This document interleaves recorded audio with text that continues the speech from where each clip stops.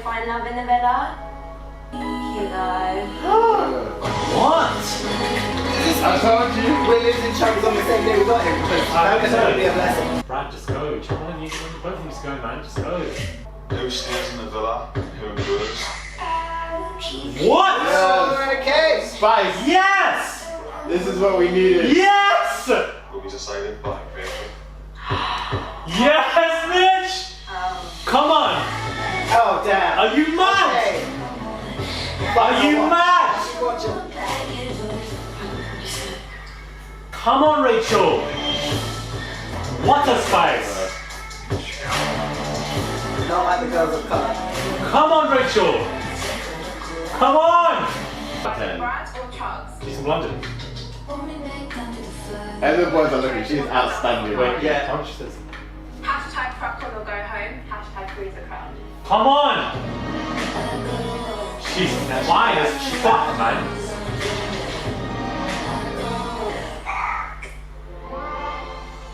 Why would you end it like that? You can expect more Just than want some unseen spice. bitch. She did, she shot it in! Yeah, but Are you dumb? they can promise you spice and deliver you nothing. No. Alright guys, I wasn't really feeling this episode until the last 5 seconds when Rachel strutted in. I know this girl's from London and I know that this girl is going to obviously give what we need to give. Her introduction was amazing, just quick 5 seconds. I didn't like the fact that it ended. I want to hear her choice. I feel like hopefully she goes for... I don't know, actually, both of them are really clapped, to be honest with you, Brad and Chuggs. I'm not really here for either one of them. Maybe Chuggs, because we've seen Brad for a while now. He's tried and he's failed several times. Hopefully he can just go home, because he clearly just isn't appealing to any of the girls because he makes everything about himself. Hey guys, it's Murad Muradi. Hope you guys are doing well today. Back at it again with another video. If you have not subscribed, click that button. Daily and consistent content, daily Love Island reviews on TikTok as well. And yes, this video is sponsored by Frontline Therapist. All the details are below.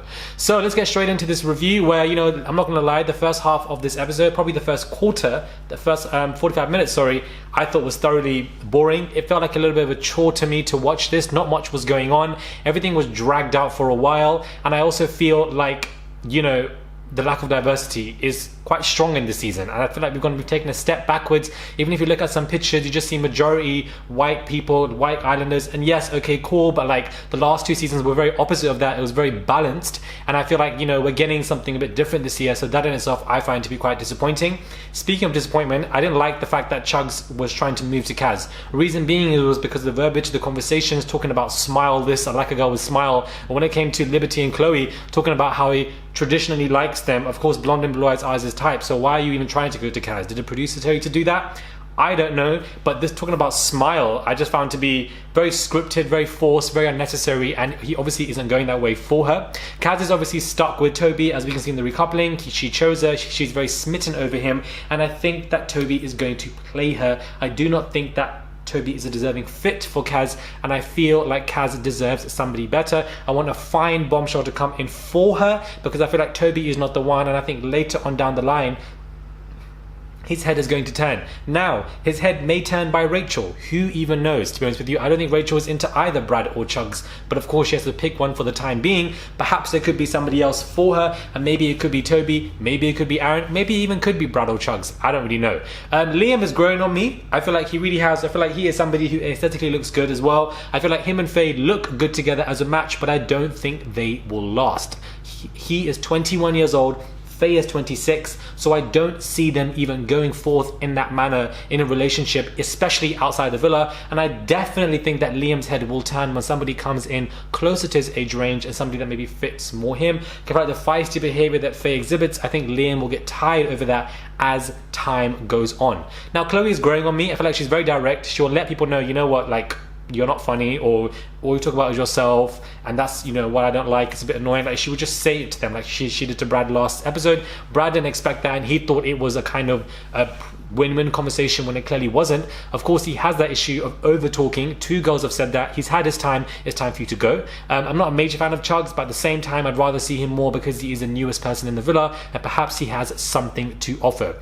Now, what is there else to talk about? I don't know. There was a girl in the bath, and she wasn't even having a bath, and her feet were everywhere. I don't understand that. Hopefully the bath was sanitized after that. But really and truly, I don't think there's anything else for us to discuss, talk about when it comes to this particular episode. It was quite boring. The recoupling, I hate it when they do the recoupling in the last 5 minutes and they don't show the results. It's not everyday cliffhanger. Sometimes give us a storyline, sometimes give us the effect, and there was no trailer for the next episode as well.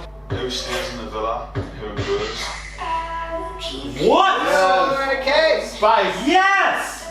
This is what we needed. Yes! Will be decided by fate. Yes, Mitch! Come on!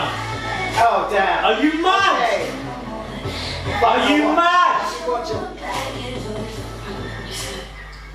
I know it's a Friday, next episode is out on Sunday, but still it was very irritating for me. But other than that, guys, I don't really know if there's anything much to review for this episode. A bit of a filler, and for Friday I feel like it's a little bit weird. This time next week, if the show is just like how it is now, where it's a bit like, you know, low and blasé and bland and seasonless, then I feel like, you know, it's just weak casting. And at this point of time, they need to replace them with fine bombshells. Hopefully Rachel is one of many, and hopefully that it just goes down that trend, because these people need to save the show. And I feel like the producers are definitely hearing everybody complaining. People are talking about Shannon coming back. I feel like at this point of time, she probably isn't going to come back. I'd be here for that, to see more of her, but I just don't think that's going to happen.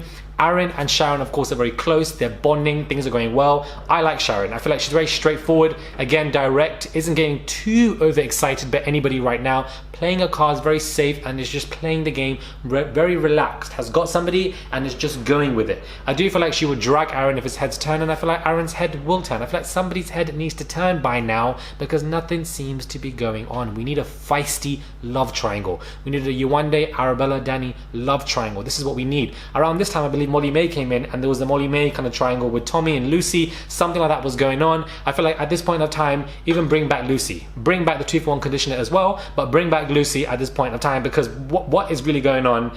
I don't know. I'm kind of frustrated now. I know we should be patient. I'm going to hold on to that until, you know, mid next week, next Friday. I think it's safe to say I'll hold on to that. But past that, if it's still the same blasé, then they've really messed up with the casting, guys. And I just don't understand it, because if you watch Too Hot to Handle, a lot of Brits on that show could have gone onto Love Island, and they seem to be doing very well on Too Hot to Handle. A lot of girls like Tabitha, who was very quick to, you know, mess up stuff, like a Mini Mora. We need people like that on the show.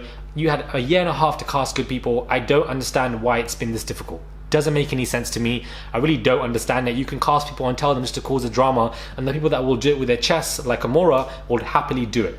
Anyways, guys, let me know your thoughts are when it comes to this review. Not as long as my previous ones, because there's just not much to talk about. Let me know your thoughts are. Subscribe to the channel. Click that button, guys, for daily and consistent content. Subscribe. Head over to my TikTok at Murad Muradi. Shout out to everybody that has daily 1-minute reviews on there as well. Comment down below. What are your thoughts? I feel like people are tweeting about how Kaz is in danger now because Rachel's coming. Kaz is not in danger, number 1. Number 2, we don't need to put both of the 2 black girls against each other. Doesn't make any sense, number 2. And number 3, this is the first time I believe we've had 2 black girls at the same time, which is very refreshing to see. Hopefully they can increase diversity like this, because it's severely lacking. Let me know what your thoughts are. Subscribe to the channel, click that button, and I'll catch you guys soon for another video.